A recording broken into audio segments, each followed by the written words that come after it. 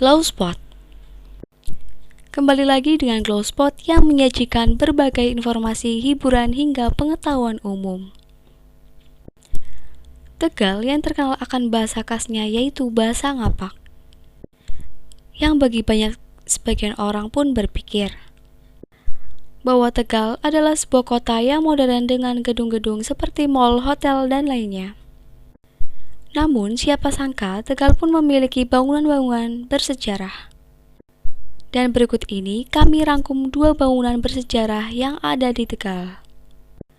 Yang pertama, ada pendopo Balai Kota Tegal.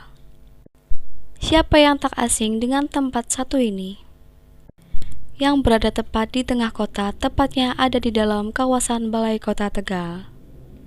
Pendopo Ki Gede Bayu atau pendopo Balai Kota Tegal ini berdiri pada tahun 1825 bersamaan dengan didirikannya Masjid Agung Kota.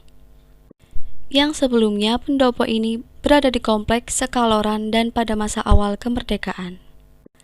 Gedung ini digunakan pemerintah Kabupaten Tegal pada masa kepemimpinan Syamsuri Mastur. Kemudian, gedung ini akhirnya ditempati pemerintah Kota Tegal yang berdasarkan Peraturan Pemerintah Nomor 2 Tahun 1984 tentang pemindahan ibu kota Kabupaten Daerah Tingkat 2 Tegal. Dan wilayah Kota Madya Daerah Tingkat 2 Tegal dan Kota Slawi di wilayah Kabupaten Daerah Tingkat 2 Tegal.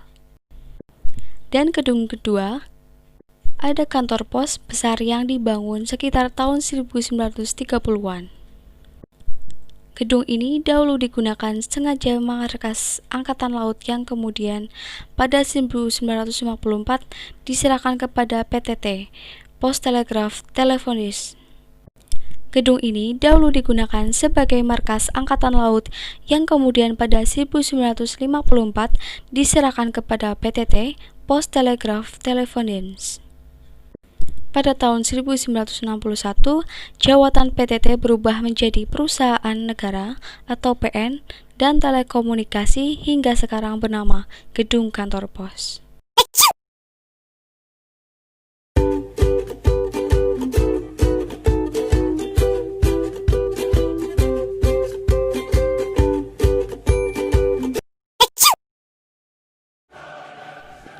K-pop sekarang ini sudah bukan hal yang asing lagi bagi banyak orang, khususnya di Indonesia itu sendiri.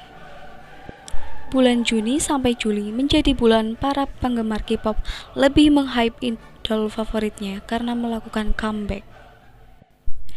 K-pop sekarang ini sudah bukan hal yang asing lagi bagi banyak orang, khususnya di Indonesia itu sendiri.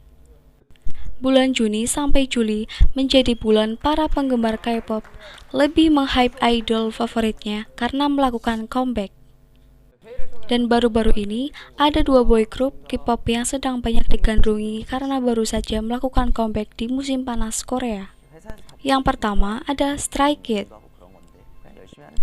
Boy group asuhan JYP Entertainment ini pada tanggal 17 Juni kemarin melakukan comeback full album pertamanya dengan titel track God Menu yang membuat heboh fans Indonesia.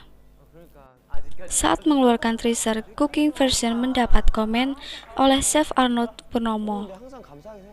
Chef Arnold berkata, "Sup apa ini Yung?" yang ia post di story Instagramnya dan men-tag akun Instagram Stray Kids.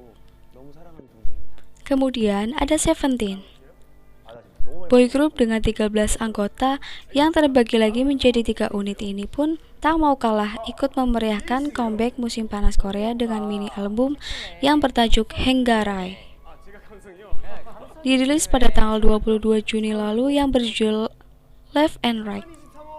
Boy group dengan 13 anggota yang terbagi lagi menjadi 3 unit ini pun tak mau kalah ikut memeriahkan comeback musim panas Korea dengan mini album yang bertajuk Henggarai.